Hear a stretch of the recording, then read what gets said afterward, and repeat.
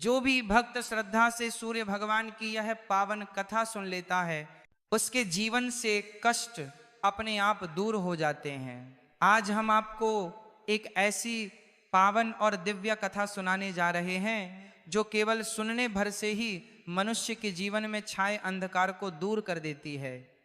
कहा जाता है कि सूर्य भगवान केवल प्रकाश के देवता नहीं हैं, बल्कि वे आत्मबल, आरोग्य, तेज, सत्य और कर्म शक्ति के प्रतीक हैं।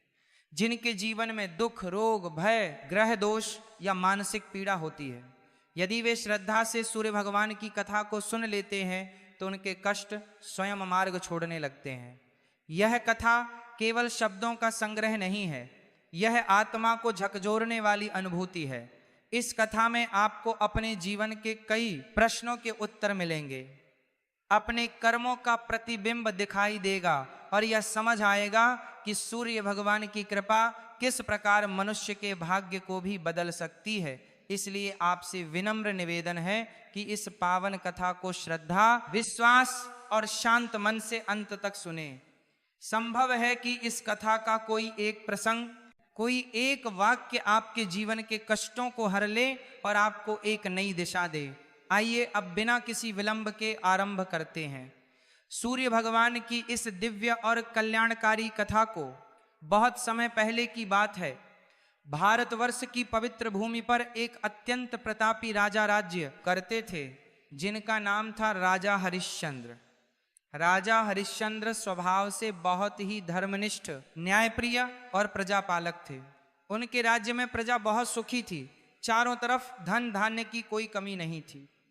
राजा के खजाने हमेशा भरे रहते थे और उनके द्वार से कोई भी याचक कभी खाली हाथ नहीं लौटता था। राजा की पत्नी का नाम रानी वीरावती था। रानी वीरावती भी साक्षात ममता की मूर्त थी और ईश्वर में उनका बहुत गहरा विश्वास था। बाहर से देखने पर ऐसा लगता था कि राजा हरिश्चंद्र और रानी वीरावती का जीवन स्वर्ग के समान है। उनके पास सब कुछ था, मान सम्मान, विशाल राज्य और अपार संपत्ति। लेकिन दोस्तों, कहते हैं ना कि हर दीपक के नीचे अंधेरा होता है। ठीक वैसे ही राजा के जीवन में एक बहुत बड़ा दुख था, जिसने उनकी रातों की नींद और दिन का चयन छीन रखा था, और वह दुख था उनकी अपनी ही संतान। राजा हरिश्चंद्र और रानी वीरावती के 5 पुत्र थे। होना तो यह चाहिए था कि राजा के पुत्र होने के नाते वे भी अपने पिता की तरह संस्कारी, वीर और प्रजा की सेवा करने वाले होते। लेकिन दुर्भाग्य से वे पांचों के पांचों पुत्र अत्यंत दुष्ट, अहंकारी और अधर्मी निकले। बचपन से ही इन 5 राजकुमारों को राजा ने बहुत लाड़ प्यार दिया था, लेकिन उस लाड़ प्यार ने उन्हें बिगाड़ दिया था। जैसे जैसे वे बड़े हुए, उनके अवगुण भी बढ़ते गए। उन 5 भाइयों में ना तो बड़ों के लिए कोई आदर था और ना ही ईश्वर के प्रति कोई डर। वे 5 मिलकर राज्य की भोली भाली जनता को सताते थे। कभी किसी गरीब किसान की खड़ी फसल को अपने घोड़ों से रौंद देते, तो कभी किसी व्यापारी का सामान जबरदस्ती उठवा लेते। वे बिना किसी कारण के जानवरों को मारते और साधु संतों का अपमान करते थे। राजा हरिश्चंद्र को जब भी अपने पुत्रों की इन करतूतों के बारे में पता चलता तो उनका मस्तक शर्म से झुक जाता। वे सोचते थे कि मैंने जीवन भर धर्म का पालन किया, कभी किसी का दिल नहीं दुखाया, फिर मेरे घर में ऐसे कुपुत्र ने जन्म क्यों लिया। राजा कई बार अपने पुत्रों को अपने पास बुलाते और उन्हें समझाने का प्रयास करते। एक दिन की बात है, राजा हरिश्चंद्र अपने कक्ष में बहुत उदास बैठे थे। तभी रानी मीरावती वहां आई। उन्होंने देखा कि राजा की आंखों में आंसू भरे हुए हैं। रानी ने व्याकुल होकर पूछा, महाराज, आप इतने चिंतित क्यों हैं? क्या राज्य पर कोई संकट आया है? राजा ने गहरी सांस ली और कहा, रानी, राज्य पर तो कोई बाहरी संकट नहीं है, लेकिन हमारे घर के भीतर जो संकट पनप रहा है वह मुझे अंदर ही अंदर खाए जा रहा है। हमारे ये 5 पुत्र हमारे कुल का नाश करने पर तुले हुए हैं। आज फिर नगर के कोतवाल ने सूचना दी है कि हमारे मंझले पुत्र ने एक वृद्ध ब्राह्मण का अपमान किया और उनकी पूजा की थाली को लात मार दी। सोचो रानी, जिस कुल में ब्राह्मणों और संतों का सम्मान होता आया है, वहां ऐसा अनर्थ। मुझे डर है कि इनके पापों का दंड कहीं पूरे राज्य को ना भुगतना पड़े। रानी मीरा की भी आंखें भर आई। उन्होंने कहा, महाराज मैं भी बहुत दुखी हूं। मैंने भी उन्हें कई बार समझाने की कोशिश की, ममता से भी और क्रोध से भी, लेकिन उन पर किसी बात का कोई असर नहीं होता। वे अपनी ही धुन में मस्त हैं। उन्हें लगता है कि वे राजकुमार हैं तो वे कुछ भी कर सकते हैं। वे भूल गए हैं कि राजा का धर्म प्रजा की रक्षा करना होता है, उन्हें सताना नहीं। राजा हरिश्चंद्र उठ खड़े हुए और खिड़की के पास जाकर बाहर देखने लगे। बाहर का दृश्य बहुत सुंदर था, लेकिन राजा के मन में तूफान चल रहा था। उन्होंने कहा, रानी मुझे चिंता इस बात की है कि मेरे बाद इस राज्य का क्या होगा। यह पांचों मिलकर इस सुंदर राज्य को नरक बना देंगे। प्रजा त्राहि त्राहि कर उठेगी। मेरी सारी तपस्या, मेरी सारी कीर्ति धूल में मिल जाएगी। कभी कभी मुझे लगता है कि निस्संतान होना ऐसी दुष्ट संतान होने से कहीं ज्यादा बेहतर था। कम से कम मन पर इतना बोझ तो नहीं होता। राजा की यह बात सुनकर रानी का हृदय कांप उठा। पुत्र चाहे कैसा भी हो, माँ के लिए तो वह कलेजे का टुकड़ा ही होता है। लेकिन रानी यह भी जानती थी कि राजा का दुख जायज है। उन पांचों पुत्रों ने पूरे नगर में आतंक मचा रखा था। लोग अब राजा के सामने तो कुछ नहीं कहते थे, लेकिन पीठ पीछे राजकुमारों को कोसते थे और बद्दुआएं देते थे। और माता पिता के लिए इससे बड़ा दुख क्या हो सकता है कि उनकी संतान को लोग बद्दुआ दें। दिन बीतते गए, लेकिन राजकुमारों के व्यवहार में रत्ती भर भी सुधार नहीं आया, बल्कि उनकी धृष्टता और बढ़ती गई। अब वे राज दरबार में भी मंत्रियों का अपमान करने लगे थे। वे राजा के न्याय कार्य में बाधा डालते और अपराधियों को पैसे लेकर छोड़ देते। राजा हरिश्चंद्र ये सब देख रहे थे और खून के घूंट पीकर रह जाते थे। वे विवश थे। उन्होंने कई बार सोचा कि उन्हें कठोर दंड दें, उन्हें कारागार में डाल दें, लेकिन पिता का मोह उन्हें रोक लेता था। एक दिन शाम के समय पांचों राजकुमार शिकार खेलने के लिए जंगल की ओर गए। जंगल में उन्होंने देखा कि एक आश्रम बना हुआ है जहां कुछ मुनि शांति से यज्ञ कर रहे हैं। उस पवित्र वातावरण को देखकर किसी का भी मन श्रद्धा से झुक जाए, लेकिन उन राजकुमारों के मन में शैतानी जागी। सबसे बड़े राजकुमार ने कहा, देखो भाइयों, यह पाखंडी साधु यहाँ क्या कर रहे हैं, चलो इनका थोड़ा मनोरंजन करते हैं। दूसरे भाइयों ने भी हाँ में हाँ मिलाई। वे अपने घोड़ों को दौड़ाते हुए आश्रम के भीतर घुस गए। घोड़ों की टापों से यज्ञ की वेदी टूट गई। उन्होंने वहां रखे हुए जल के कलशों को फोड़ दिया और ऋषियों के ऊपर धूल फेंकने लगे। ऋषि मुनि भयभीत होकर इधर उधर भागने लगे।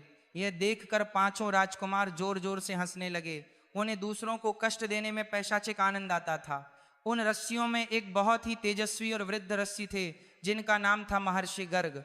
महर्षि गर्ग ने जब देखा कि राजकुमार के ये बालक इतना अधम कार्य कर रहे हैं तो उन्हें बहुत क्रोध आया, लेकिन उन्होंने अपने क्रोध को पी लिया, क्योंकि वे जानते थे कि यह राजा हरिश्चंद्र के पुत्र हैं। उन्होंने शांत स्वर में कहा, राजकुमारों, ये तुम क्या कर रहे हो? ये जस्सी का आश्रम है, यहाँ शांति भंग करना महापाप है। तुम क्षत्रिय हो, तुम्हारा धर्म रक्षा करना है, विध्वंस करना नहीं। लौट जाओ यहाँ से और ईश्वर से क्षमा मांगो। लेकिन राजकुमारों पर तो जैसे विनाश का भूत सवार था। सबसे छोटे राजकुमार ने एक पत्थर उठाया और महर्षि की ओर फेंक दिया। वह पत्थर महर्षि के माथे पर लगा और वहां से रक्त की धारा बह निकली। ये देखकर बाकी भाई भी हंसने लगे और बोले, अरे बूढ़े बाबा, हमें ज्ञान मत दो, ये पूरा जंगल हमारे पिता का है और हम जो चाहे कर सकते हैं। महर्षि गर्ग अपनी चोट से ज्यादा इन बालकों की बुद्धि के विनाश पर दुखी हुए। उन्होंने मन ही मन सोचा कि राजा हरिश्चंद्र जैसा धर्मात्मा और ऐसे राक्षस समान पुत्र, यह अवश्य ही किसी पूर्व जन्म का कर्म है। राजकुमार वहां और भी उपद्रव मचाकर आश्रम को तहस नहस करके वहां से वापस अपने महल की ओर लौट गए। वे अपनी इस वीरता पर बहुत खुश थे। उन्हें लग रहा था कि उन्होंने कोई बहुत बड़ा युद्ध जीत लिया है। जब वे महल पहुंचे तो राजा हरिश्चंद्र और रानी वीरावती भोजन की प्रतीक्षा कर रहे थे।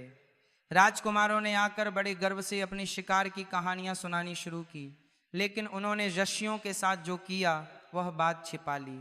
परंतु पाप कभी छिपता नहीं है। थोड़ी ही देर में आश्रम से एक शिष्य रोता हुआ राजमहल के द्वार पर आया। उसने प्रहरियों से कहा कि मुझे अभी इसी वक्त महाराज से मिलना है, बहुत अनर्थ हो गया है। राजा हरिश्चंद्र ने जब उस शिष्य को बुलाया और उसकी बात सुनी तो उनके पैरों तले जमीन खिसक गई। शिष्य ने बताया कि कैसे राजकुमारों ने यज्ञ भंग किया और महर्षि गर्ग को घायल कर दिया।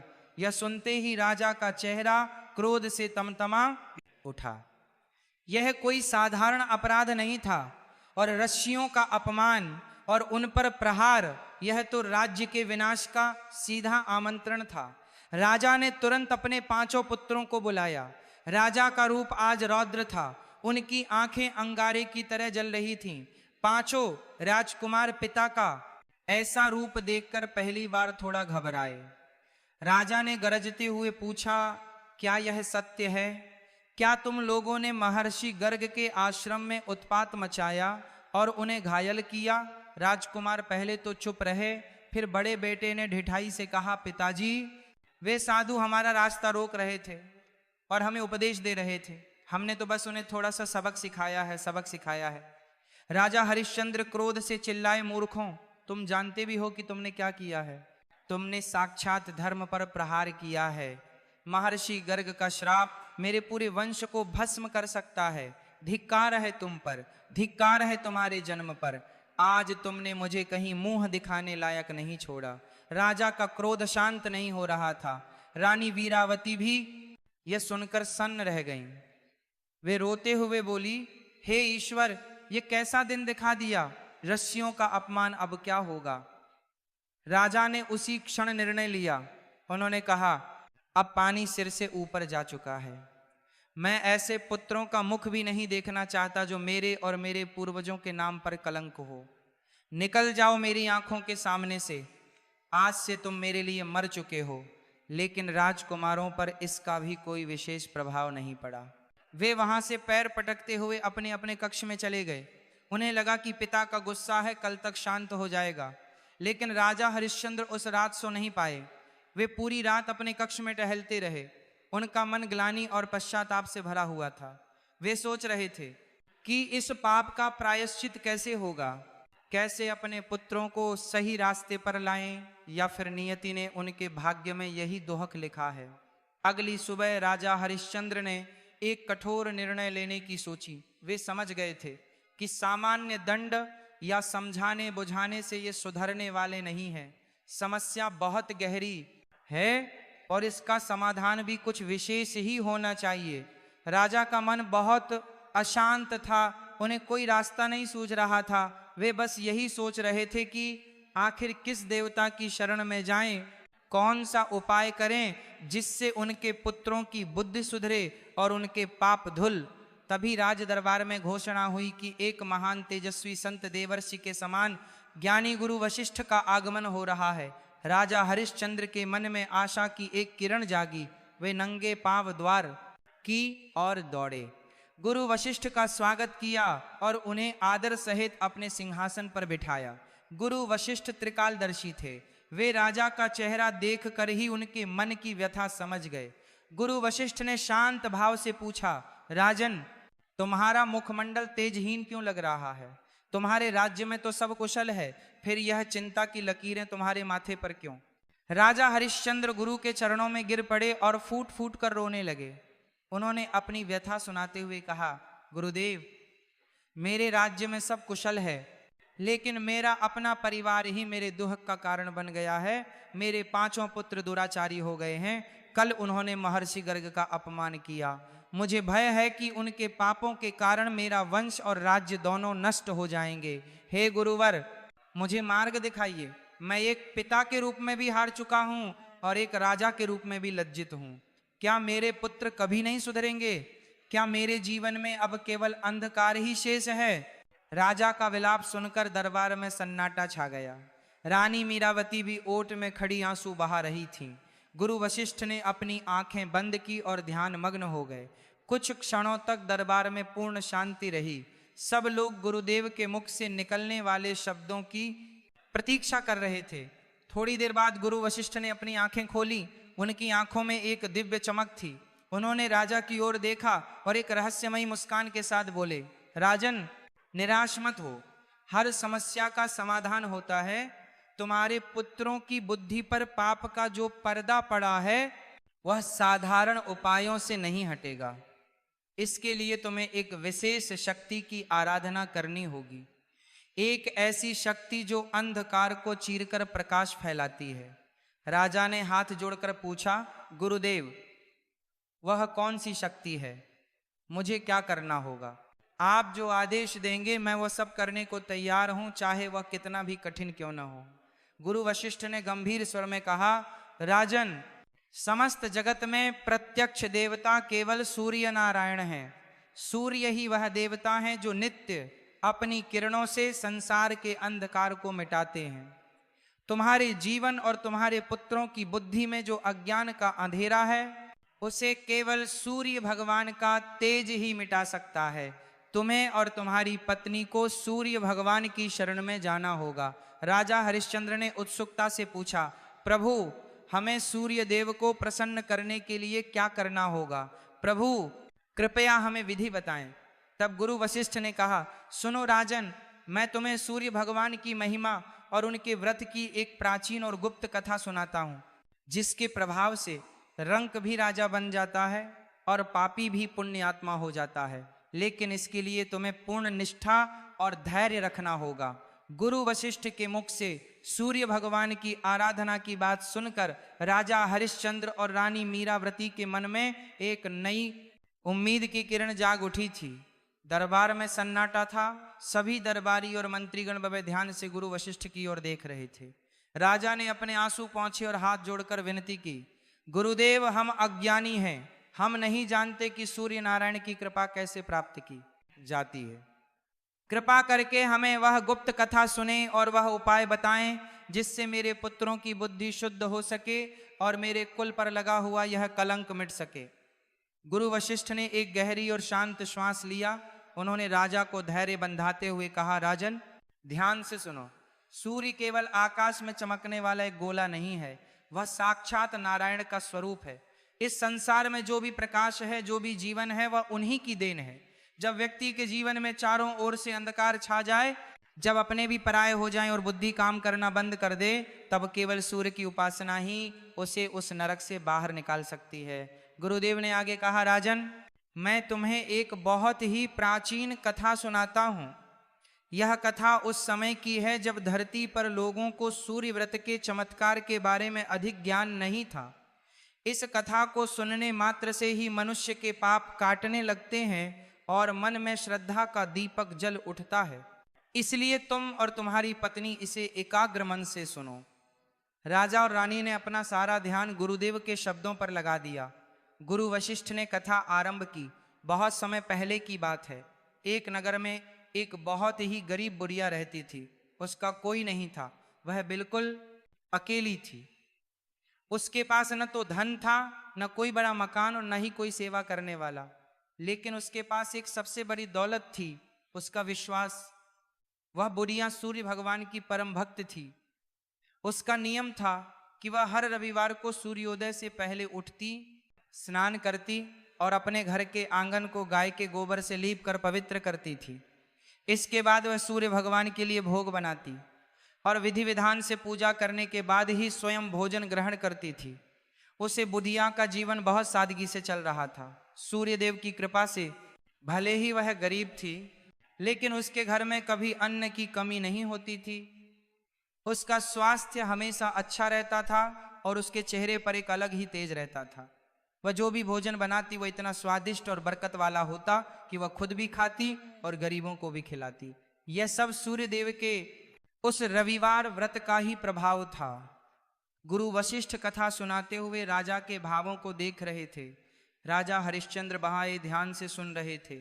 गुरुदेव ने आगे बताया, राजन, समाज की एक कड़वी सच्चाई यह भी है कि जब कोई व्यक्ति सुखी और शांत रहने लगता है तो दूसरों को उससे ईर्ष्या होने लगती है। उस बुढ़िया के साथ भी यही हुआ। उसके पड़ोस में एक दूसरी महिला रहती थी। वह बहुत ही अमीर थी, उसके पास सब कुछ था, लेकिन उसका मन बहुत छोटा था वो देखती थी कि यह गरीब बुढ़िया जिसके पास कुछ भी नहीं है हमेशा इतनी खुश कैसे रहती है, इसकी काया निरोगी कैसे है और इसके घर में इतनी शांति क्यों है। उस पड़ोसन की ईर्ष्या धीरे धीरे नफरत में बदलने लगी। उसने ध्यान दिया कि यह बुढ़िया हर रविवार को कहीं से गाय का गोबर लाती है और उससे अपना घर लीपती है और उसी दिन वह विशेष पूजा करती है। पड़ोसन ने सोचा कि अगर मैं इसे गाय का गोबर ही ना मिलने दूं तो इसकी पूजा रुक जाएगी, फिर देखूंगी कि ये कैसे खुश रहती है। उस ईर्ष्यालु पड़ोसन के पास अपनी कई गाय थी। वह बुढ़िया अक्सर उसी की गाय का गोबर उठाकर लाती थी जो गाय बाहर सड़क पर कर देती थी। अगले रविवार को उसे दुष्ट पड़ोसन ने एक चाल चली। उसने अपनी गायों को बाहर चरने के लिए छोड़ा ही नहीं, उसने अपनी सारी गायों को घर के भीतर ही बंद कर रखा।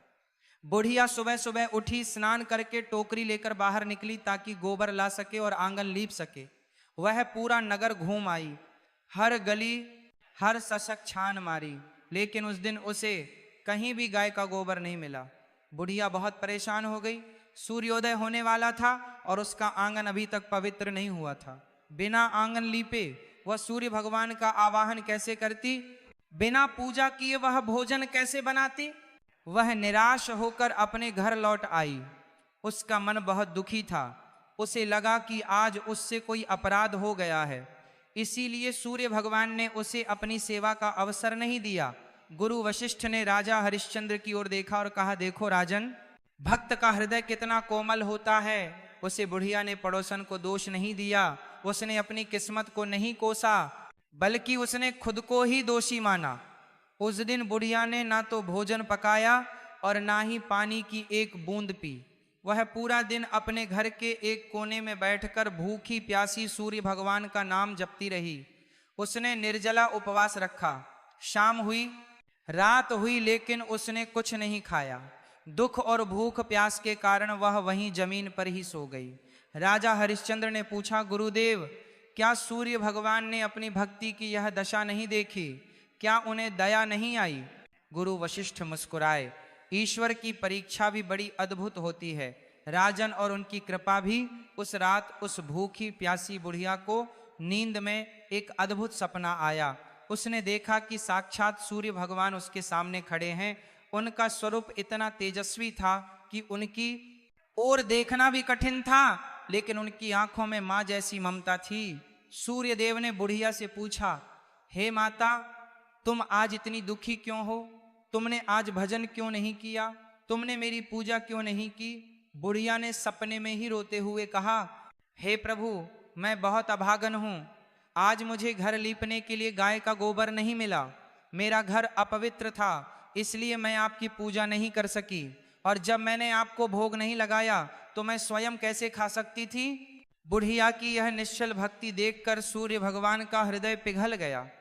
उन्होंने कहा, माता, मैं तुम्हारी भक्ति से बहुत प्रसन्न हूं। तुमने अनजाने में ही सही, लेकिन आज रविवार के दिन निराहार रहकर मेरा सबसे कठिन व्रत किया है। तुम्हारी श्रद्धा देखकर मैं तुम्हें वरदान देता हूं।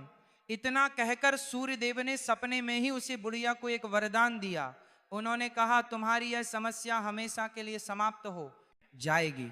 अब तुम्हें गोबर के लिए भटकना नहीं पड़ेगा। मैं तुम्हें एक ऐसी गाय प्रदान करता हूं जो सभी कामनाओं को पूरा करने वाली है।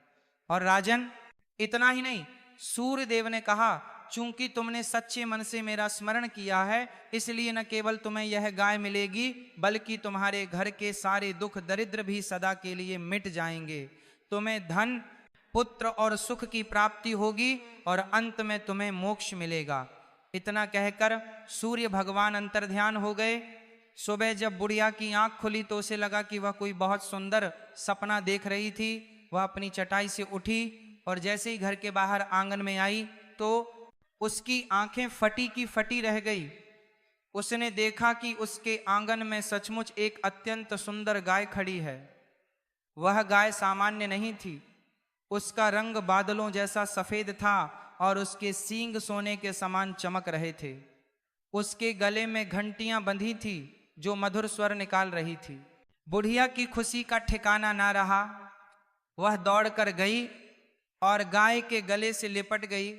उसकी आंखों से खुशी के आंसू बहने लगे। उसने मन ही मन सूर्य भगवान को कोटि कोटि धन्यवाद दिया। उसने तुरंत उस गाय को चारा खिलाया और उसकी सेवा में लग गई। अब उसे बुढ़िया के दिन पूरी तरह बदल गए थे। वह गाय जब गोबर करती तो वह गोबर साधारण नहीं होता था, बल्कि वह शुद्ध सोने का गोबर देती थी। राजा हरिश्चंद्र और रानी मीरा यह सुनकर हैरान रह गए। रानी ने पूछा, सोने का गोबर क्या सचमुच गुरुदेव? गुरु वशिष्ठ ने सिर हिलाया। हाँ देवी, सूर्य की कृपा में असंभव कुछ भी नहीं है। वह बुढ़िया उस सोने के गोबर को बेचती और उससे जो धन मिलता उससे वह गरीबों की मदद करती और सूर्य भगवान के उत्सव मनाती। देखते ही देखते वह गरीब बुढ़िया नगर की सबसे धनवान महिला बन गई। लेकिन धन आने के बाद भी उसका नियम नहीं टूटा। वह अब भी उसी श्रद्धा से हर रविवार का व्रत करती और सूर्य की उपासना करती। लेकिन राजन, बुराई इतनी आसानी से हार नहीं मानती। वह ईर्ष्यालु पड़ोसन जिसने गायों को बांधकर बुढ़िया को परेशान किया था, उसने जब देखा कि बुढ़िया के पास इतनी सुंदर गाय आ गई है और वह रातों रात अमीर हो गई है, तो वह जल भुनकर राख हो गई। वह अपनी छत से छिपकर बुढ़िया के आंगन में झांकने लगी।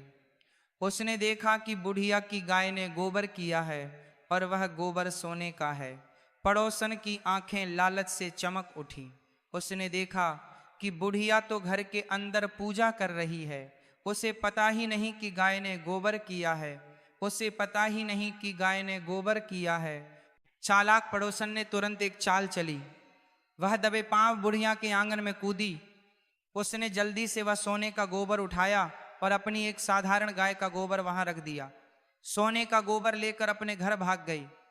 बुढ़िया जब पूजा करके बाहर आई तो उसने देखा कि गाय ने गोबर किया है। उसे पता ही नहीं चला कि गोबर बदल दिया गया है। उसने वह साधारण गोबर उठाया और उसे एक कोने में रख दिया। यह क्रम कई दिनों तक चलता रहा। सूर्य देव की वह दिव्य गाय रोज सोने का गोबर देती और वह लालची पड़ोसन रोज सुबह अंधेरे में आती, सोने का गोबर चुरा ले जाती और अपनी गाय का गोबर वहां रख जाती। बुढ़िया बहुत भोली थी। वह ईश्वर की भक्ति में लीन रहती थी, इसलिए उसे इस छल का पता ही नहीं चला। लेकिन राजन, ईश्वर सब देख रहा होता है। सूर्य देव अंतर्यामी है, उनसे कुछ नहीं छिपता। एक दिन सूर्य भगवान ने सोचा कि मेरी यह परम भक्त तो बहुत सीधी है, इसे ठगा जा रहा है।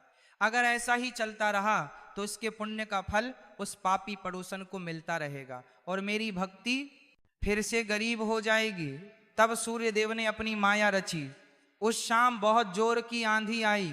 इतनी तेज हवा चली कि बुढ़िया ने अपनी गाय को आंगन से खोलकर घर के भीतर अपने कमरे में ही बंद लिया। उसने सोचा कि बाहर मौसम खराब है, कहीं गाय को ठंड ना लग जाए। अगली सुबह जब बुढ़िया सोकर उठी तो उसने देखा कि गाय ने कमरे के अंदर ही गोबर किया है और वह गोबर शुद्ध सोने का है और जगमगा रहा है।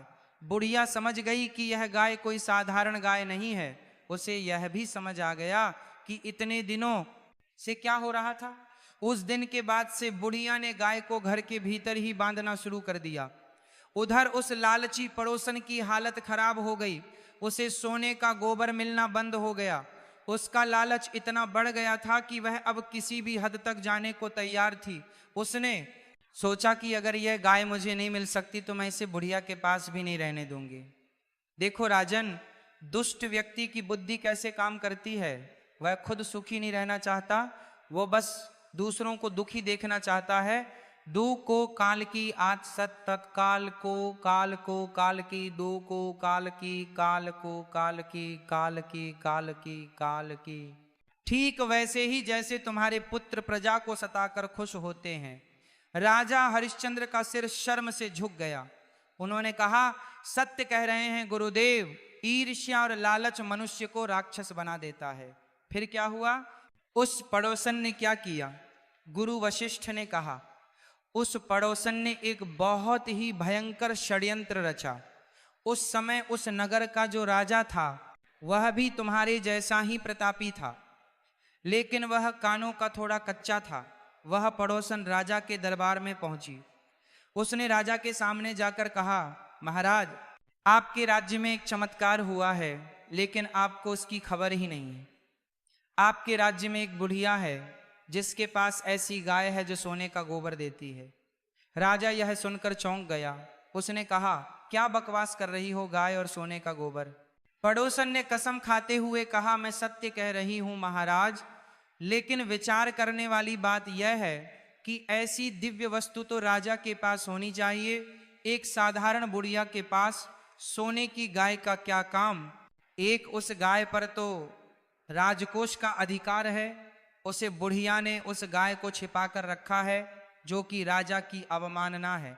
राजा के मन में भी लोभ आ गया। उसे लगा कि यदि सचमुच ऐसी कोई गाय है तो वह मेरे खजाने की शोभा बढ़ानी चाहिए। राजा ने तुरंत अपने सैनिकों को आदेश दिया, जाओ और उस बुढ़िया के घर से वह गाय लेकर आओ, और अगर बुढ़िया विरोध करे तो उसे भी पकड़ कर ले आओ। सैनिक तुरंत बुढ़िया के घर पहुंचे। बुढ़िया उस समय अपनी गाय को रोटी खिला रही थी। सैनिकों ने बिना कोई बात सुने गाय की रस्सी खोल ली। बुढ़िया रोने लगी, गिड़गिड़ाने लगी, भैया ये गाय मत ले जाओ, यही मेरा सहारा है, ये मेरे सूर्य भगवान का प्रसाद है। लेकिन सैनिकों ने एक ना सुनी। वे गाय को जबरदस्ती खींचकर राजमहल की ओर ले गए। बुढ़िया उनके पीछे पीछे रोती हुई गई, लेकिन उसे महल के अंदर नहीं जाने दिया गया। बुढ़िया वहीं महल के द्वार पर बैठकर फूट फूट कर रोने लगी। उसने आसमान की ओर हाथ उठाकर पुकारा, हे सूर्यदेव, मैंने कौन सा अपराध किया था? आपने मुझे यह वरदान दिया और अब राजा इसे छीन ले गया। अब मैं क्या करूं? मेरी रक्षा करो प्रभु, मेरी लाज रखो। उस दिन बुढ़िया ने फिर से अन्न जल त्याग दिया और वह रोते रोते प्रार्थना करने लगी। गुरु वशिष्ठ रुके और उन्होंने राजा हरिश्चंद्र की आंखों में झांकते हुए कहा, राजन, जब किसी निर्दोष और सच्चे भक्त के आंसू गिरते हैं तो उसका बदला स्वयं परमात्मा लेते हैं। राजा उस गाय को पाकर बहुत खुश था। उसने गाय को अपने शाही अस्तबल में बंधवा दिया, लेकिन राजा को यह नहीं पता था कि वह गाय नहीं बल्कि अपना विनाश अपने घर ले आया है।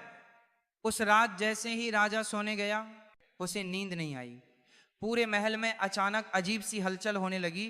राजा को लगा कि महल की दीवारें हिल रही हैं, और फिर राजा ने एक भयानक सपना देखा। उसने देखा कि सूर्य भगवान क्रोधित होकर उसके सामने खड़े हैं और कह रहे हैं, मूर्ख राजा, तूने अपनी शक्ति के अहंकार में एक निसहाय बुढ़िया की लाठी छीन ली है।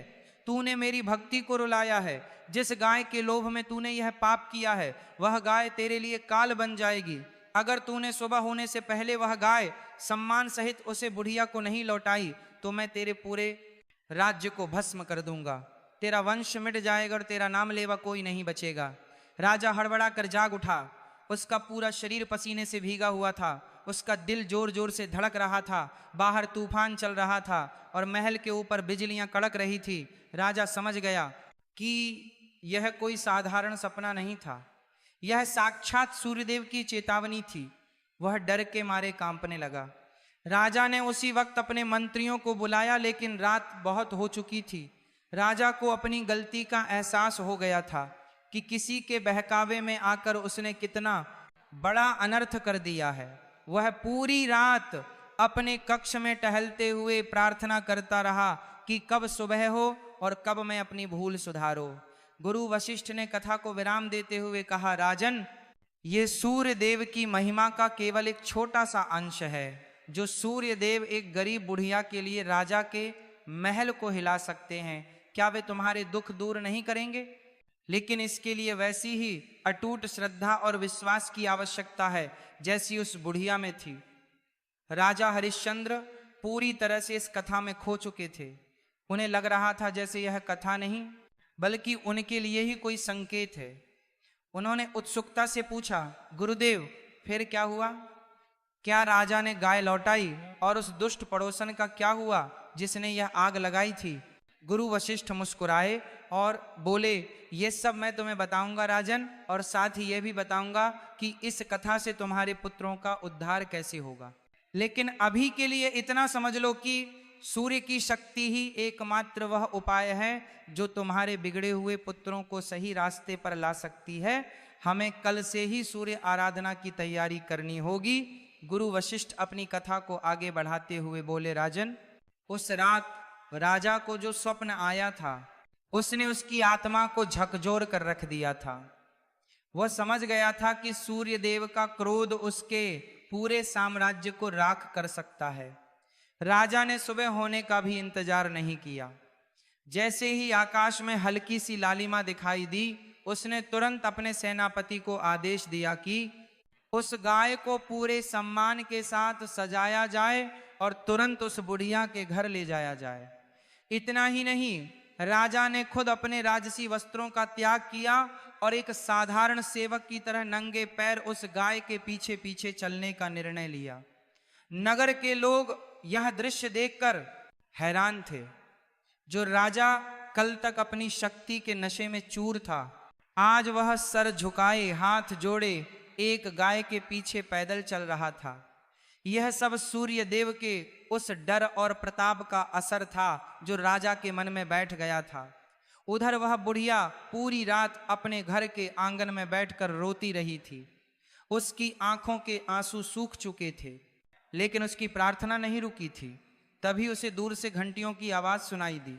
उसने सिर उठाकर देखा तो उसे अपनी आंखों पर विश्वास नहीं हुआ।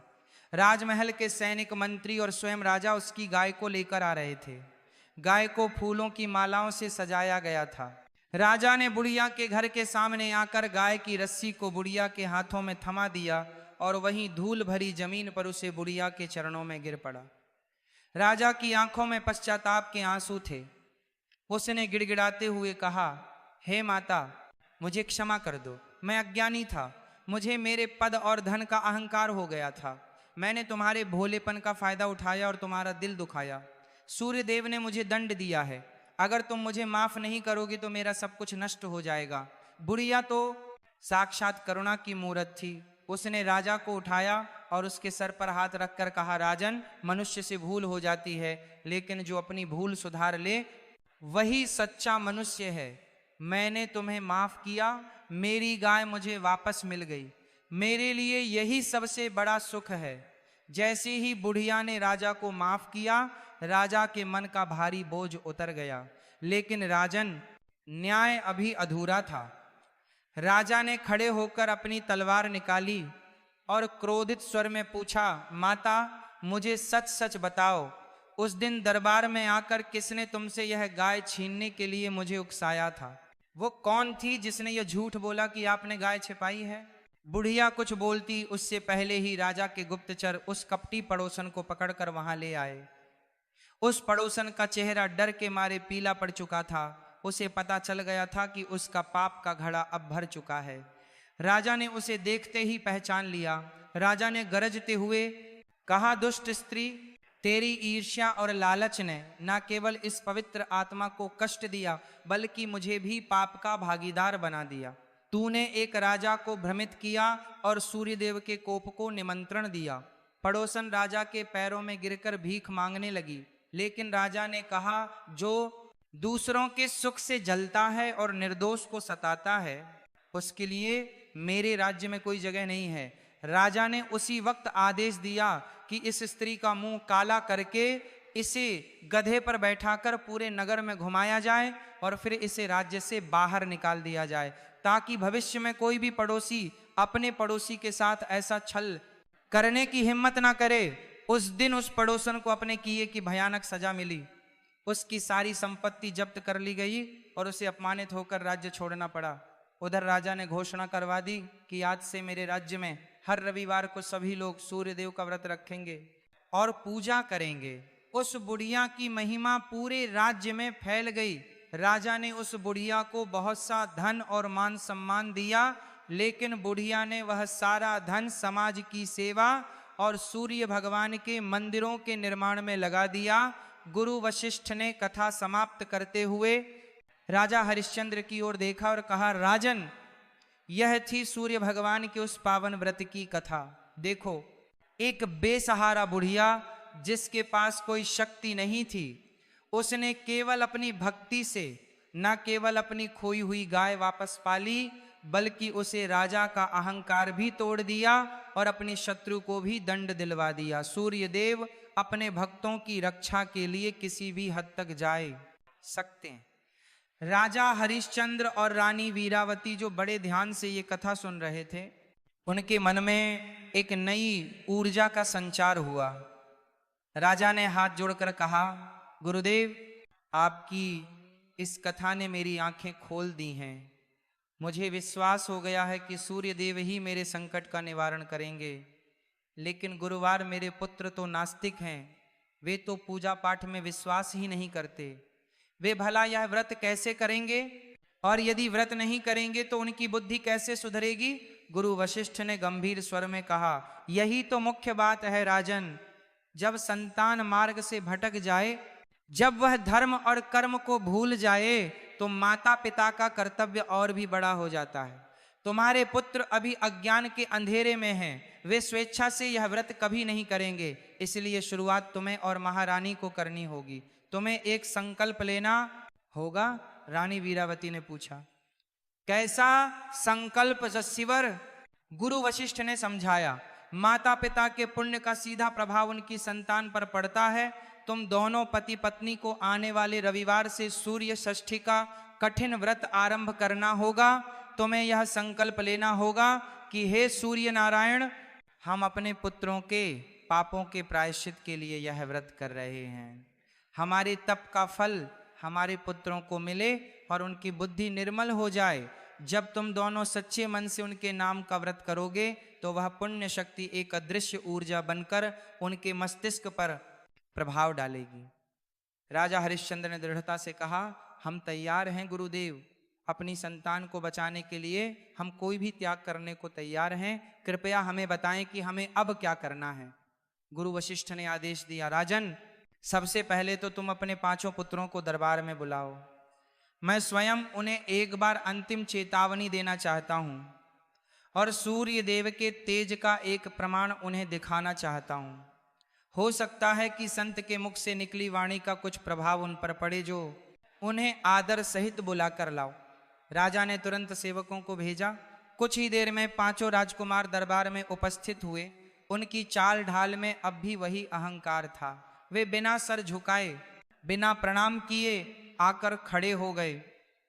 उनके चेहरे पर एक व्यंग्यपूर्ण मुस्कान थी, जैसे वे कह रहे हों कि अब क्या नया नाटक होने वाला है। सबसे बड़े राजकुमार ने गुरु वशिष्ठ की ओर देखकर उपहास करते हुए कहा, पिताजी, आपने हमें इस बूढ़े ब्राह्मण की कहानियां सुनने के लिए बुलाया है। हमारे पास और भी बहुत काम है। हमें शिकार पर जाना है, हमें मदिरापान करना है। ये पूजा पाठ आप जैसे कमजोर लोगों का काम है। यह सुनकर दरबार के सभी लोग सन्न रह गए। गुरु वशिष्ठ का अपमान राजा हरिश्चंद्र क्रोध से कांपने लगे। वे अपनी तलवार निकालने ही वाले थे कि गुरु वशिष्ठ ने उन्हें हाथ के इशारे से रोक दिया। गुरु वशिष्ठ के चेहरे पर क्रोध नहीं बल्कि एक विचित्र शांति थी। उन्होंने राजकुमार की आंखों में आंखें डालकर देखा। उनकी दृष्टि इतनी तीक्ष्ण थी कि राजकुमार को एक पल के लिए अपनी नजरें झुकानी पड़ी। गुरु वशिष्ठ ने भारी और गूंजती हुई आवाज में कहा, राजकुमार, जवानी और ताकत का नशा ज्यादा दिन नहीं टिकता। जिस सूरज को तुम रोज सर के ऊपर देखते हो और जिसे तुम केवल एक आग का गोला समझते हो, वह इस ब्रह्मांड का प्राण है। तुम मेरा अपमान कर सकते हो, वह अपमान का प्राण है। वहां सरकार आकर उकता पा रहा था। जम्मितम का प्राण है। अपने पिता का अपमान कर सकते हो, लेकिन उस शक्ति का अपमान नहीं कर सकते जो तुम्हारी सांसों को चला रही है। मंझले राजकुमार ने हंसते हुए कहा, अरे बस कीजिए महाराज, हमें डरिए मत। अगर आपके सूर्यदेव में इतनी ही शक्ति है तो कहिए उनसे कि अभी इसी वक्त कुछ चमत्कार करके दिखाएं। अगर उन्होंने कुछ किया तो हम मान जाएंगे, वरना आप अपना कमंडल उठाइए और यहाँ से चलते बनिए। पापों का घड़ा भर चुका था। गुरु वशिष्ठ ने एक गहरी सांस ली। उन्होंने समझ लिया कि अब वाणी से नहीं बल्कि विधि से ही काम बनेगा। उन्होंने राजा से कहा, राजन, विनाश काले विपरीत बुद्धि। तुम्हारे पुत्रों ने आज साक्षात अपनी मृत्यु को चुनौती दी है। अब इनके सुधार की गुंजाइश बातों से खत्म हो चुकी है। अब केवल सूर्य महायज्ञ ही एक रास्ता बचा है। गुरुदेव ने राजकुमारों की ओर एक उंगली उठाई और कहा, जाओ अपनी अज्ञानता में जी लो कुछ दिन और, लेकिन याद रखना, जिस दिन तुम्हारे माता पिता का तप पूरा होगा उस दिन या तो तुम बदल जाओगे या फिर भस्म हो जाओगे। राजकुमार जोर जोर से हंसते हुए और एक दूसरे का हाथ मारते हुए दरबार से चले गए। उनके जाने के बाद दरबार में एक भारी उदासी छा गई। राजा हरिश्चंद्र की आंखों में बेबसी थी। उन्हें लगा कि शायद अब सब कुछ खत्म हो गया है। लेकिन गुरु वशिष्ठ ने राजा के कंधे पर हाथ रखा और कहा, हिम्मत मत हारो हरिश्चंद्र, लोहा जितना तपता है उतना ही मजबूत होता है। आज से ठीक 3 दिन बाद रविवार है, उस दिन हम सूर्य विजय महायज्ञ का आरंभ करेंगे। मैं तुम्हें एक विशेष मंत्र दूंगा। तुम्हें और रानी को अगले 15 रविवार तक बिना अन्न ग्रहण किए केवल फलों पर रहकर यह व्रत करना होगा। क्या तुम यह कर पाओगे? राजा और रानी ने एक स्वर में कहा, हम करेंगे गुरुदेव। हम अपने पुत्रों के लिए अग्नि परीक्षा देने को भी तैयार हैं। और इस प्रकार राजा हरिश्चंद्र के महल में एक महाअनुष्ठान की तैयारी शुरू हो गई। यह केवल एक पूजा नहीं थी, बल्कि यह पाप और पुण्य के बीच का एक युद्ध था। एक तरफ 5 अहंकारी पुत्रों के पापों का पहाड़ था और दूसरी तरफ माता पिता की तपस्या और सूर्यदेव का तेज। 3 दिन बाद रविवार का सूर्योदय हुआ। पूरा राजमहल मंत्रोच्चार से गूंज उठा। राजा और रानी ने पीले वस्त्र धारण किए। उन्होंने अपने हाथों में तांबे के कलश लिए और उगते हुए सूर्य को अर्घ्य दिया। जैसे ही जल की धारा सूर्य के सामने गिरी, वातावरण में एक अद्भुत ऊर्जा का संचार हुआ। लेकिन दोस्तों, मुश्किलें इतनी आसानी से खत्म नहीं होती। जैसे ही राजा ने व्रत शुरू किया, उधर उनके पुत्रों पर इसका उल्टा असर दिखना शुरू हो गया। उसी दोपहर जब राजा और रानी पूजा में बैठे थे, खबर आई कि उनके 5 पुत्रों में अचानक भयंकर झगड़ा हो गया है। जो भाई कल तक मिलकर पाप करते थे, आज वे ही एक दूसरे की जान लेने पर उतारू हो गए हैं। संपत्ति के बंटवारे को लेकर उन्होंने तलवारें खींच ली हैं। महल के प्रांगण में 5 भाई एक दूसरे के सामने खड़े थे। उनकी आंखों में खून उतर आया था। सैनिक उन्हें रोकने की कोशिश कर रहे थे, लेकिन वे किसी की नहीं सुन रहे थे। यह खबर जब पूजा में बैठे राजा तक पहुंची तो उनका दिल बैठ गया। उन्होंने गुरु वशिष्ठ की ओर देखा। गुरुदेव, ये क्या हो रहा है? हमने तो उनकी भलाई के लिए व्रत शुरू किया था, लेकिन यहाँ तो वे एक दूसरे को मारने पर तुले हैं। गुरु वशिष्ठ ने शांत भाव से कहा, विचलित मत हो राजन, ये शुभ संकेत है। राजा हैरान रह गए। शुभ संकेत? मेरे पुत्र एक दूसरे का वध करने जा रहे हैं और आप इसे शुभ कह रहे हैं। गुरुदेव ने कहा, राजन, जब दवा अपना असर दिखाना शुरू करती है तो शरीर के अंदर का जहर बाहर निकलता है, जिससे एक बार तो तकलीफ बढ़नी ही है। तुम्हारे पुत्रों के अंदर जो पाप और असुरता बैठी हुई है, सूर्यदेव की ऊर्जा ने उस पर प्रहार किया है। यह जो लड़ाई है, यह उनके अहंकार की लड़ाई है। उनका पाप अब सतह पर आ रहा है। ये जो लड़ाई है, ताकि वह नष्ट हो सके। तुम अपनी पूजा मत तोड़ना, चाहे कुछ भी हो जाए। अगर आज तुम उठ गए तो वे सचमुच नष्ट हो जाएंगे। बाहर तलवारों की खनखनाहट की आवाजें आ रही थीं और अंदर राजा हरिश्चंद्र अपनी आंखें बंद करके कांपते हुए होठों से सूर्य मंत्र का जाप कर रहे थे। एक पिता के लिए इससे बड़ी परीक्षा और क्या हो सकती थी कि उसके बेटे बाहर लड़ रहे हों और वह उन्हें रोकने के लिए जा भी ना सके। तभी बाहर एक जोर की चीख सुनाई दी। यह चीख सबसे छोटे राजकुमार की थी। रानी वीरावती का कलेजा मुंह को आ गया। मेरा बेटा! वह चीख पड़ी और उठने का प्रयास किया। गुरु वशिष्ठ ने कड़क आवाज में कहा, बैठ जाओ रानी, खबरदार। जो अपना आसन छोड़ा, यह माया है, यह तुम्हारी परीक्षा है। अगर तुम उठी तो तुम्हारा संकल्प टूट जाएगा और फिर कोई शक्ति उन्हें नहीं बचा पाएगी। रानी रोते हुए वापस बैठ गई। उनकी ममता तड़प रही थी, लेकिन धर्म ने उन्हें बांध रखा था। आखिर क्या हुआ था बाहर? क्या किसी राजकुमार की मृत्यु हो गई थी या यह सूर्यदेव की कोई लीला थी? रानी वीरावती का मन उस चीख को सुनकर विचलित हो गया था, लेकिन गुरु वशिष्ठ की चेतावनी और राजा के संकल्प ने उन्हें उस आसन पर बांधे रखा। बाहर जो कुछ हो रहा था वह सामान्य नहीं था। दरअसल महल के प्रांगण में 5 भाइयों के बीच जो युद्ध छिड़ गया था, वह अपने चरम पर था। सबसे बड़े भाई ने गुस्से में आकर सबसे छोटे भाई की गर्दन पर तलवार से वार किया ही था कि तभी आकाश से एक चमत्कार हुआ। बादलों के बीच से सूर्य की एक अत्यंत तीखी और प्रखर किरण बिजली की तरह कौंधी और सीधे उन दोनों भाइयों के बीच आकर गिरी। वह किरण इतनी तेज थी कि उसकी चमक से पांचों भाइयों की आंखें कुछ पलों के लिए चुंधिया गईं और जिस हाथ में बने भाई ने तलवार पकड़ रखी थी उस हाथ में एक जोरदार झटका लगा। तलवार उसके हाथ से छूटकर दूर जा गिरी और उसके टुकड़े टुकड़े हो गए। वह चीख जो रानी ने सुनी थी वह मृत्यु की चीख नहीं थी, बल्कि वो भय और आश्चर्य की चीख थी। उस छोटे राजकुमार को खरोंच तक नहीं आई थी, लेकिन वह उस आसमानी बिजली के गिरने से डरकर जमीन पर गिर पड़ा था। पांचों भाई जो एक दूसरे को मारने पर उतारू थे, अब हक्के बक्के होकर आसमान की ओर देख रहे थे। आसमान में कोई बादल नहीं थे। फिर यह बिजली कहां से गिरी और उसने ठीक उसी समय वार क्यों किया जब एक भाई दूसरे भाई की हत्या करने वाला था।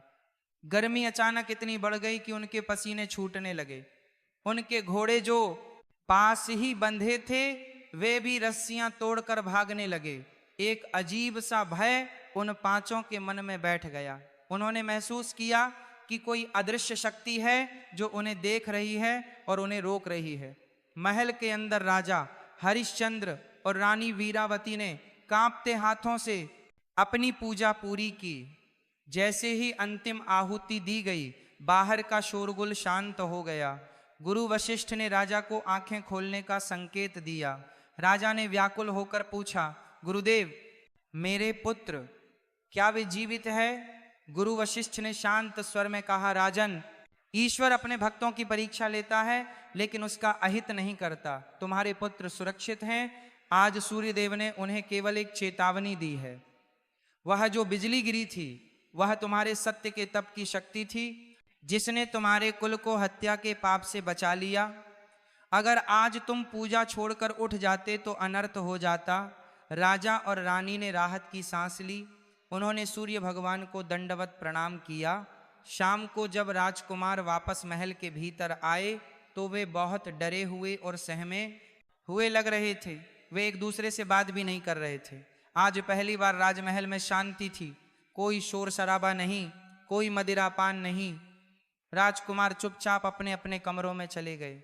राजा ने रानी से कहा, देखो रानी, गुरुदेव सत्य कहते थे। केवल एक दिन के व्रत का यह प्रभाव है कि जो शेर की तरह दहाड़ते थे आज वे बिल्ली की तरह दुबक गए हैं।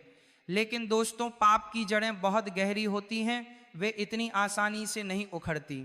अगला पूरा सप्ताह राजकुमारों के लिए बहुत कष्टदायक बीता।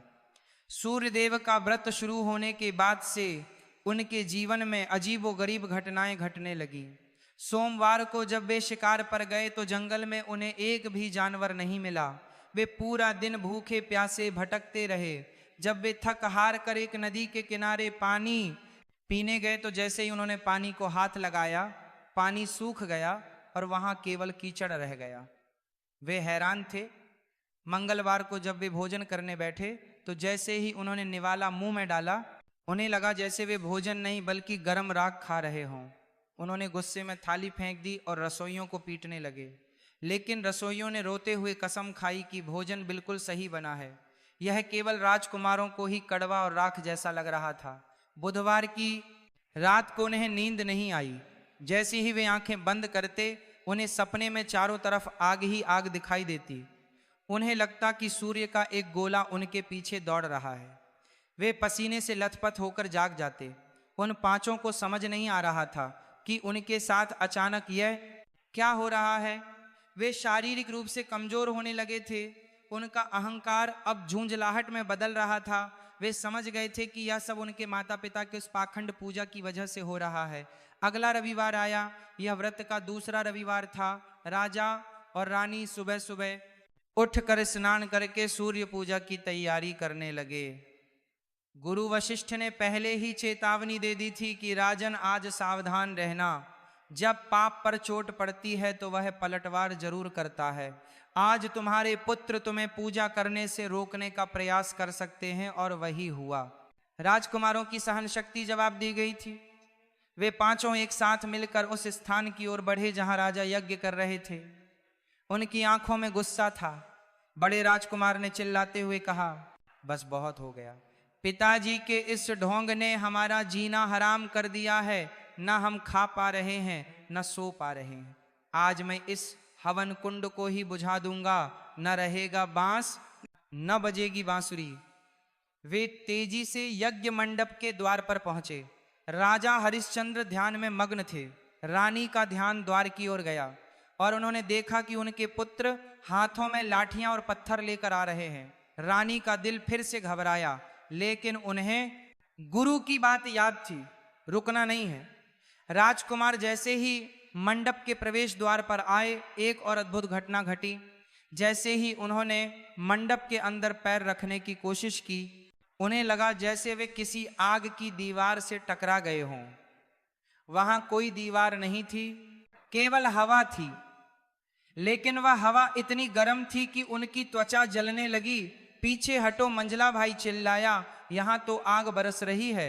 वे बार बार आगे बढ़ने की कोशिश करते, लेकिन एक अदृश्य शक्ति उन्हें धकेल देती। गुरु वशिष्ठ ने अपनी आंखें खोले बिना ही ऊंचे स्वर में मंत्रोच्चार जारी रखा।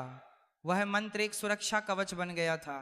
राजकुमार बाहर खड़े होकर गालियां देने लगे, चिल्लाने लगे, पिताजी बंद करो ये सब, आप हमें मारना चाहते हो क्या? राजा के कानों में अपने पुत्रों की आवाजें जा रही थी। एक पिता के लिए यह सुनना कितना कठिन होता है कि उसके बच्चे तड़प रहे हैं। राजा का मन हुआ कि उठकर उन्हें गले लगा ले और कहे कि ठीक है, मैं ये पूजा बंद कर देता हूं। लेकिन तभी उन्हें महर्षि गर्ग का वह श्राप याद आ गया कि तुम्हारा वंश नष्ट हो जाएगा।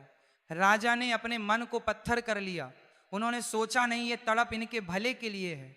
जैसे कड़वी दवा पीने पर बच्चा रोता है, वैसे ही ये रो रहे हैं। मुझे कमजोर नहीं पड़ना है।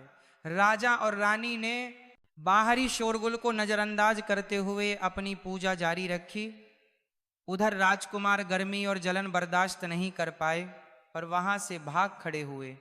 वे जाकर एक ठंडे तालाब में कूद गए। तब जाकर उनके शरीर की जलन कम हुई। उस शाम जब वे पांचों भाई तालाब के किनारे बैठे थे, तो उनके पास एक बूढ़ा व्यक्ति आया। वह व्यक्ति कोई और नहीं बल्कि राजा के ही राज्य का एक कुटिल और दुष्ट मंत्री था, जिसे राजा ने बहुत पहले उसके भ्रष्टाचार के कारण निकाल दिया था। वह मंत्री हमेशा से राजा हरिश्चंद्र से बदला लेना चाहता था। उसने देखा कि यह सही मौका है, बाप और बेटों में दरार पड़ चुकी है। वह कुटिल मंत्री राजकुमारों के पास गया और झूठी सहानुभूति दिखाते हुए बोला, अरे राजकुमारों, ये क्या दशा बना रखी है? आप तो इस राज्य के भविष्य हैं और आज आप ही बेघर होकर यहाँ तालाब किनारे बैठे हैं। बड़ा दुख होता है ये देखकर। बड़े राजकुमार ने गुस्से में कहा, क्या करें काका, हमारे पिता ही हमारे दुश्मन बन गए हैं। वे किसी साधु के चक्कर में आकर कोई काला जादू कर रहे हैं, जिससे हमारा जीना मुश्किल हो गया है। मंत्री ने कान भरते हुए कहा, राजकुमार, ये कोई साधारण जादू नहीं है। मुझे खबर मिली है कि राजा हरिश्चंद्र और वह वशिष्ठ मिलकर तुम पांचों को राज्य से बेदखल करने की योजना बना रहे हैं। वे चाहते हैं कि तुम पागल हो जाओ या खुद ही राज्य छोड़कर भाग जाओ, ताकि वे यह राज्य अपने किसी प्रिय पात्र को दे सकें या फिर दान कर दें। ये पूजा तुम्हारे भले के लिए नहीं, तुम्हारे विनाश के लिए है। मूर्ख राजकुमारों को यह बात तुरंत सच लग गई। विनाश काले विपरीत बुद्धि। छोटे भाई ने कहा, मैं तो पहले ही कह रहा था पिताजी हमें प्यार नहीं करते, तो अब हम क्या करें? मंत्री ने अपनी चाल चली। देखो, सीधे मुकाबला में तुम उसे साधु वशिष्ठ से नहीं जीत पाओगे। उसके पास मंत्रों की शक्ति है, तुम्हें बुद्धि से काम लेना होगा। अगर तुम उस पूजा को खंडित कर दो तो उस पूजा का सारा फल नष्ट हो जाएगा और राजा का संकल्प टूट जाएगा। फिर वह साधु यहां से चला जाएगा और सब कुछ पहले जैसा हो जाएगा। लेकिन कैसे? राजकुमारों ने एक साथ पूछा। हम तो वहां जा भी नहीं पा रहे, वहां आग की दीवार है। मंत्री ने एक शैतानी मुस्कान के साथ कहा, अगला रविवार आने दो, मैं तुम्हें एक ऐसा उपाय बताऊंगा जिससे ना आग जलेगी और ना मंत्र काम करेंगे। तुम्हें बस सूर्य देव के भोग को अपवित्र करना होगा। अगर देवता को भोग लग गया तो वे वरदान देने के बजाय राजा को श्राप दे देंगे और फिर राजा डर कर खुद ही ये सब बंद कर देगा। पांचों भाइयों की आंखों में चमक आ गई। उन्हें लगा कि उन्हें जीत का रास्ता मिल गया है। वे नहीं जानते थे कि वे साक्षात विनाश के रास्ते पर जा रहे हैं। सूर्यदेव जो जगत के साक्षी हैं वे सब देख रहे थे। हफ्ता बीतता गया। राजकुमार अब शांत थे, लेकिन यह तूफान से पहले की शांति थी। वे छिप छिप कर उस दुष्ट मंत्री से मिलते और योजना बनाते। राजा हरिश्चंद्र को लगा कि शायद उनके पुत्र सुधर रहे हैं, क्योंकि अब वे उत्पात नहीं मचा रहे थे। राजा बहुत खुश थे। उन्हें नहीं पता था कि तीसरे रविवार को उनके धैर्य की सबसे बड़ी परीक्षा होने वाली है। तीसरा रविवार आया। यह दिन बहुत महत्वपूर्ण था।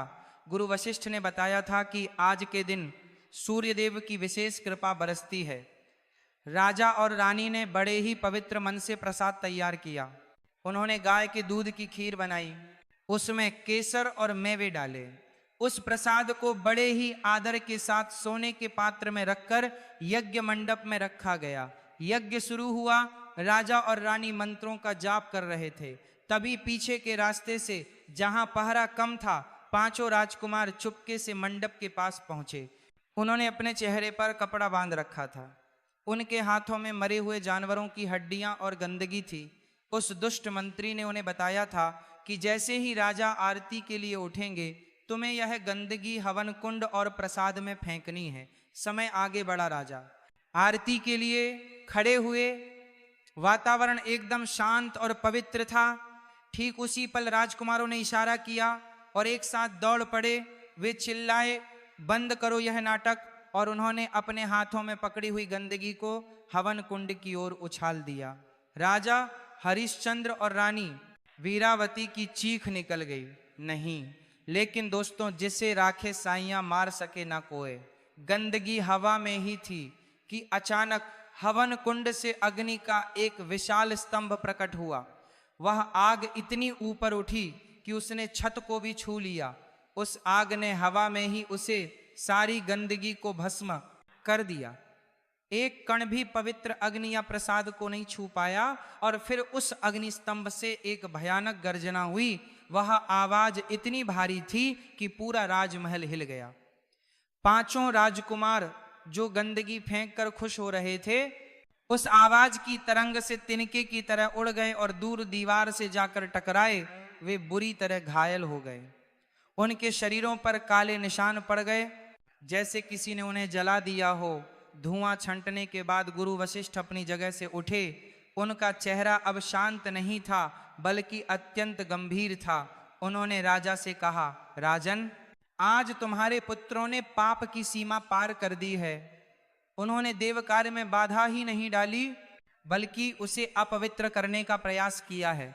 अब दंड विधान का समय आ गया है। रानी वीरावती दौड़कर अपने पुत्रों के पास गईं। वे बेहोश पड़े थे। रानी ने रोते हुए गुरुदेव की ओर देखा। गुरुदेव, मेरे बच्चों को बचा लीजिए, उनसे भूल हो गई, वे नादान हैं। गुरु वशिष्ठ ने कहा, रानी, अब बात मेरे हाथ से निकल चुकी है। इन्होंने साक्षात सूर्यदेव को चुनौती दी है। अब इनका न्याय वही करेंगे। लेकिन क्योंकि तुम दोनों ने सच्चे मन से व्रत किया था, इसलिए इनके प्राण बच गए हैं। परंतु अब इनके जीवन में एक ऐसा मोड़ आने वाला है जो इन्हें इनकी असली औकात याद दिला देगा। राजा ने पूछा, क्या होने वाला है गुरुदेव? गुरु वशिष्ठ ने कहा, राजन, अब तक यह राजकुमार होने के अहंकार में जी रहे थे। कल सूर्योदय के साथ ही इनका यह अहंकार टूट जाएगा। सूर्यदेव का श्राप है कि अगले रविवार तक ये पांचों भाई अपनी सुध बुध खो बैठेंगे। ये भूल जाएंगे कि ये राजकुमार हैं। ये दर दर की ठोकरें खाएंगे, भीख मांगेंगे और समाज का सबसे कड़वा सत्य देखेंगे। जब तक इनका अहंकार पूरी तरह गल नहीं जाता, तब तक इनकी वापसी असंभव है। और सचमुच जैसे ही सोमवार का सूरज उगा, राजमहल में एक कोहराम मच गया। पांचों राजकुमार अपने बिस्तरों से गायब थे। पहरेदारों ने बताया कि उन्होंने 5 पागलों को फटे हुए कपड़ों में महल से बाहर भागते हुए देखा है। वे अपनी ही धुन में हंस रहे थे और बड़बड़ा रहे थे। राजा हरिश्चंद्र सिर पकड़कर बैठ गए। उनके जिगर के टुकड़े, उनके राजकुमार आज पागल होकर सड़कों पर निकल गए थे। यह दृश्य एक पिता के लिए मृत्यु से भी बदतर था। लेकिन गुरु वशिष्ठ ने कहा, धैर्य रखो राजन, यह सजा नहीं, ये सुधार की प्रक्रिया है। सोना आग में तपकर ही कुंदन बनता है। तुम्हारे पुत्रों को अब जीवन की पाठशाला में सबक सीखने दो। पांचों राजकुमार राजमहल से निकलकर सड़कों पर आ गए थे। उनकी याददाश्त जा चुकी थी। उन्हें याद नहीं था कि वे कौन हैं, उनका पिता कौन है, या वे किस राज घराने से ताल्लुक रखते हैं। वे फटे पुराने कपड़ों में धूल से सने हुए पागलों की तरह नगर की गलियों में घूमने लगे। भूख और प्यास से उनका बुरा हाल था। दोस्तों, वक्त का पहिया जब घूमता है तो राजा को रंक बनने में देर नहीं लगती। जो हाथ कल तक लोगों को कोहे मारते थे, आज वही हाथ लोगों के सामने रोटी के एक टुकड़े के लिए फैले हुए थे। वे जिस दुकान पर जाते, दुकानदार उन्हें धक्के मारकर भगा देता। वे जिस घर के सामने जाते, लोग उन पर पत्थर फेंकते और कहते, भागो यहां से, पागल कहीं के। उन्हें अब वही दर्द महसूस हो रहा था जो उन्होंने सालों तक अपनी प्रजा को दिया था। जब कोई उन्हें मारता तो उनकी आंखों से आंसू बहते, लेकिन उन्हें बचाने वाला कोई नहीं था। सर्दी की रातों में वे खुले आसमान के नीचे ठिठुरते और गर्मी में नंगे पैर जलती सड़क पर चलते। प्रकृति उन्हें उनके पापों की सजा दे रही थी। इस तरह भटकते भटकते कई महीने बीत गए। उनका शरीर सूख कर कांटा हो गया था। अहंकार पूरी तरह से टूट कर चकनाचूर हो चुका था। उधर राजमहल में राजा हरिश्चंद्र और रानी मीरावती का व्रत अखंड चल रहा था। पुत्रों के वियोग में उनका मन रोता था, लेकिन उनका संकल्प चट्टान की तरह मजबूत था। गुरु वशिष्ठ उन्हें ढांढस बंधाते रहते थे। देखते ही देखते 15वां रविवार आ गया। यह व्रत की समाप्ति का दिन था। उस दिन पूरे राज्य में सूर्य पूजा का आयोजन किया गया था। राजा हरिश्चंद्र ने अंतिम हवन शुरू किया। उन्होंने मन ही मन सूर्य देव से प्रार्थना की, हे दीनानाथ, हे जगत के स्वामी, मेरी परीक्षा समाप्त करो। मेरे पुत्रों ने अपने कर्मों का फल भोग लिया है, अब उन पर दया करो प्रभु। अगर आज आपने मेरी पुकार नहीं सुनी तो संसार का विश्वास भक्ति से उठ जाएगा। जैसे ही राजा ने हवन में अंतिम आहुति डाली और एयूएम सूर्याय नमः का जयकारा लगाया, तभी महल के मुख्य द्वार पर एक हलचल हुई। पहरेदारों ने देखा कि 5 भिखारी, जो अब चलने की हालत में भी नहीं थे, घिसटते हुए महल के द्वार तक आ पहुंचे हैं। वे भूख से इतने व्याकुल थे कि उन्हें हवन के प्रसाद की सुगंध वहां खींच लाई थी। पहरेदार उन्हें रोकने ही वाले थे कि गुरु वशिष्ठ चिल्लाए, रुको, उन्हें आने दो, उन्हें मत रोको। वे 5 भिखारी, जो असल में राजकुमार ही थे, लड़खड़ाते हुए यज्ञ मंडप के पास आए और वहीं जमीन पर गिर पड़े। उनकी हालत देखकर रानी वीरावती का दिल फट गया। वे पहचान गए कि यह फटेहाल भिखारी कोई और नहीं, उनके अपने बेटे हैं। रानी दौड़कर उनके पास गई और उनके धूल भरे सर को अपनी गोद में रख लिया। राजा की आंखों से भी आंसुओं की धारा बह निकली। उसी क्षण हवन कुंड से एक दिव्य प्रकाश प्रकट हुआ। वह प्रकाश इतना तीव्र था कि रात में भी दिन जैसा उजाला हो गया, और उस प्रकाश के बीच से साक्षात भगवान सूर्य नारायण प्रकट हुए। उनके हाथों में कमल थे और चेहरे पर करुणा का भाव था। गुरु वशिष्ठ, राजा, रानी और पूरी प्रजा ने जमीन पर लेटकर सूर्य भगवान को प्रणाम किया। सूर्य भगवान ने अपनी गंभीर और मधुर वाणी में कहा, उठो राजन, तुम्हारी और तुम्हारी पत्नी की तपस्या सफल हुई। मैं तुम्हारे धैर्य से बहुत प्रसन्न हूं। तुमने पुत्र मोह को त्याग कर धर्म का पालन किया है। मांगो, क्या वरदान मांगते हो? राजा हरिश्चंद्र ने हाथ जोड़कर कहा, हे प्रभु, मुझे अपने लिए कुछ नहीं चाहिए, बस मेरे इन अज्ञानी पुत्रों को क्षमा कर दें। इन्होंने अहंकार में आकर बहुत पाप किए हैं, लेकिन अब इन्होंने उसकी सजा भोग ली है। इनकी बुद्धि को शुद्ध कर दें और इन्हें एक नया जीवन दान दें। सूर्य भगवान मुस्कुराए। उन्होंने अपना हाथ उठाया और उन 5 बेहोश राजकुमारों की ओर एक दिव्य किरण छोड़ी। जैसे ही वह सुनहरी किरण उनके शरीरों पर पड़ी, एक चमत्कार हुआ। उनके शरीर के घाव भरने लगे, उनकी काली पड़ी त्वचा फिर से चमकने लगी और उनके फटे हुए कपड़े राजसी वस्त्रों में बदल गए। सबसे बड़ा चमत्कार यह हुआ कि जब उन्होंने आंखें खोली तो उनकी आंखों में अब वह पुराना अहंकार और क्रूरता नहीं थी। उनकी आंखों में अब पछतावा और विनम्रता थी। उनकी याददाश्त वापस आ गई थी, लेकिन साथ ही उन्हें अपने भिखारी जीवन का वह कड़वा अनुभव भी याद था। 5 राजकुमार उठ खड़े हुए। उन्होंने अपने सामने साक्षात सूर्य भगवान को और अपने माता पिता को देखा।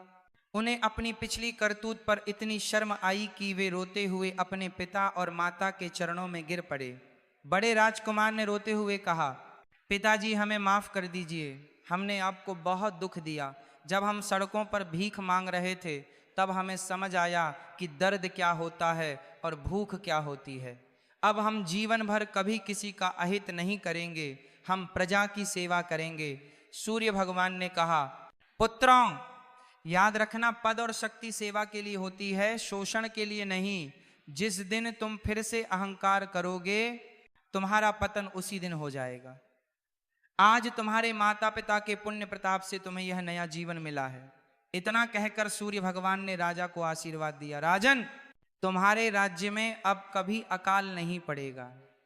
जो भी व्यक्ति रविवार के दिन श्रद्धा से मेरा व्रत रखेगा या इस कथा को सुनेगा, उसके घर से दरिद्रता और कलह हमेशा के लिए दूर हो जाएगी, निःसंतान को संतान मिलेगी और रोगी को स्वास्थ्य मिलेगा।